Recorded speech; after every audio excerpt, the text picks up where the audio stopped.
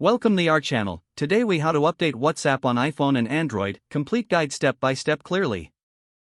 To update WhatsApp on your iPhone, open the App Store. Tap on the Updates tab at the bottom of the screen. Scroll through the list of available updates. If WhatsApp appears, tap the Update button next to it. If you don't see WhatsApp, it means your app is already up to date. To ensure automatic updates, go to your iPhone settings.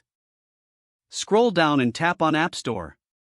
Toggle on App Updates under Automatic Downloads. Now, for Android users, start by opening the Google Play Store. Tap on the three horizontal lines in the top left corner. Select My Apps and Games from the menu. Look for WhatsApp in the list of installed apps. Tap the Update button next to WhatsApp if an update is available. If you don't see it listed, your app is already the latest version.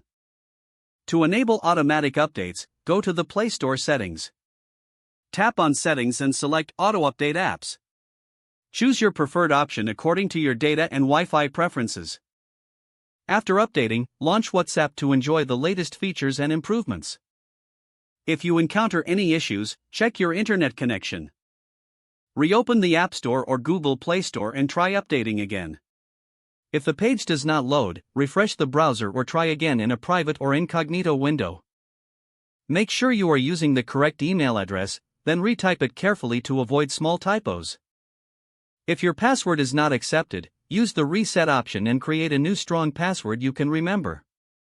Check your spam folder for verification or security emails, then complete any requested confirmation steps.